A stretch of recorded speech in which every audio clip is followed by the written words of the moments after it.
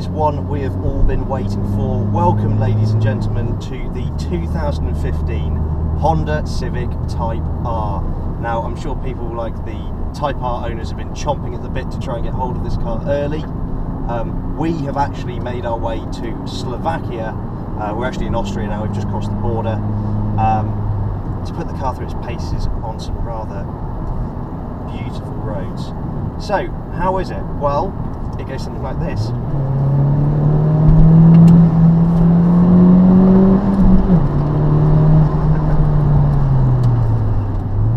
Fun would be an understatement. So, what do we have in the package for the 2015 Civic Type-R? Well, it all starts with a 2-litre turbocharged engine with VTEC technology, so variable valve timing. It is the first turbocharged Type-R we've ever had, and it does actually change the characteristics of the car slightly. What we have is good initial torque from those turbos, with the power really coming in higher in the rev range. I am finding that you have to work this gearbox to really get the most out of the engine, which is no bad thing for a car like this. These little shift indicators and very short throw, whoa, really short throw gearing makes it an absolute joy to throw around these little roads as another Type-R goes swooping by, and the Continental tyres cling on for dear life. There is actually an awful lot of grip in this car, which is brilliantly balanced with razor sharp steering and actually really good set of Brembo brakes, which is fantastic because with 306 brake horsepower on tap, you really, like approaching this tractor, need to stop in a hurry sometimes. But like I say, overtaking, there's enough get up and go from those turbos to make that a very slick manoeuvre.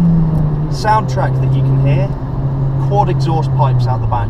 Now, it's not the most orchestral noise ever.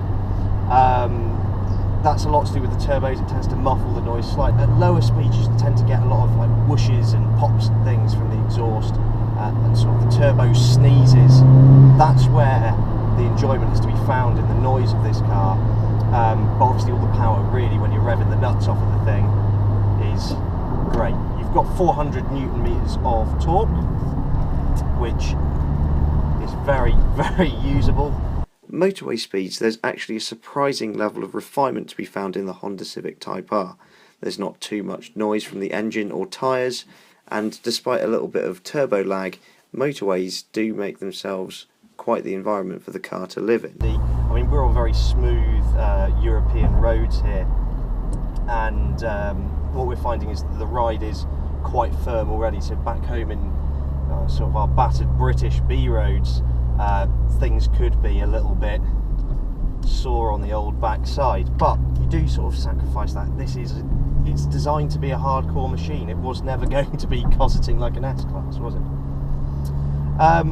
0 to 62 miles an hour in this car comes and goes in 5.7 seconds, making it the fastest front-wheel drive car on offer.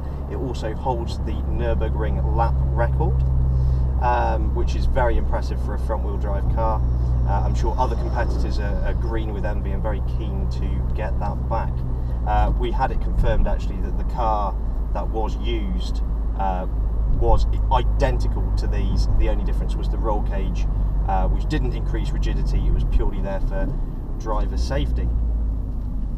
Now, at lower speeds, the engine actually quiets down quite a lot, and it's slightly more refined than what I was expecting from a more everyday driving perspective, I suppose. Visibility is very good out the front. We've got some nice big wing mirrors, which helps with the Civic's already not great rear visibility. That little deck lid spoiler doesn't help things, but that was the same with the standard car.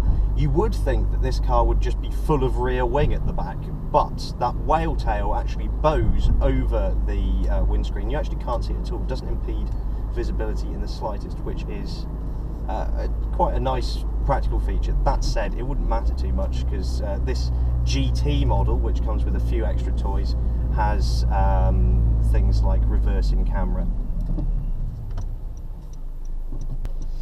In the cabin we have these man-eating seats. They're really nicely bolstered. They completely consume you, exactly what you want in a high-performance car. Yes, Honda does fit its new touchscreen navigation system, the Android navigation system that you've seen in other Honda reviews of late. You get some nice leather stitching on the steering wheel, your centre marker, and on the dashboard you get some nice touches such as G readouts and 0 to 60 times and things like that, all sorts of things which would potentially get you into a whole host of trouble trying them out in the real world.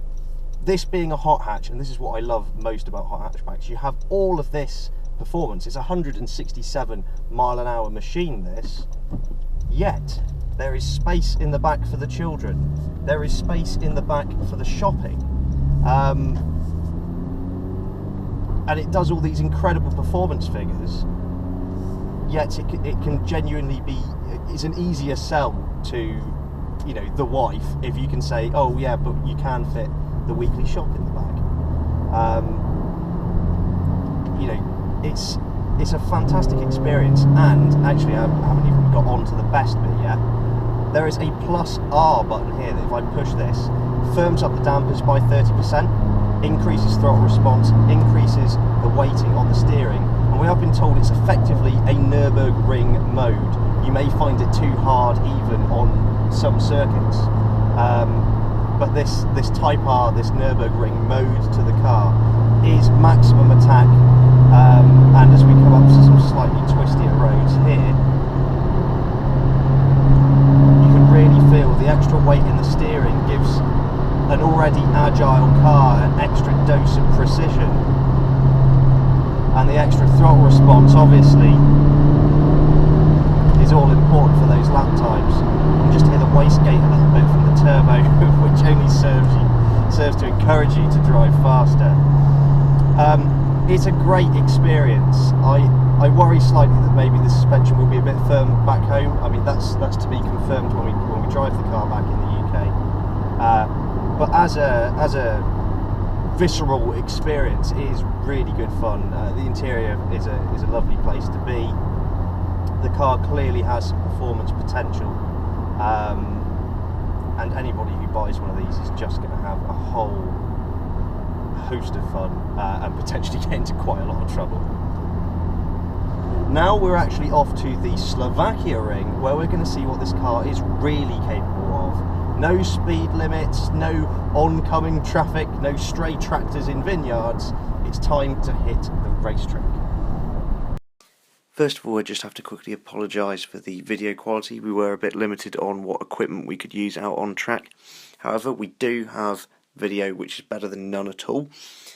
Okay, so what we have here is the Honda Civic Type-R in its plus R mode, its most aggressive setting, where the dampers are stiffer and really counteracting the body roll of the car.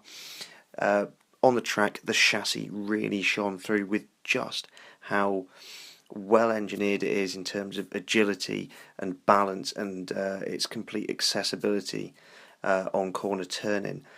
There is not too much in the way of understeer. It does start to wash out towards the end of a corner if you really sort of barrel into it, but again, the car coped fantastically well. A real star of the show was the 350mm disc brakes, which are drilled and ventilated. Real good stopping power from those, and all in all, the plus R mode on track is absolutely a game changer in terms of the dynamics of the car.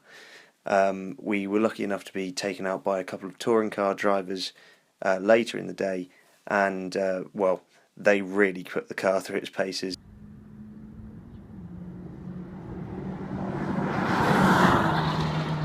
All in all, the Honda Civic Type-R is a real track weapon.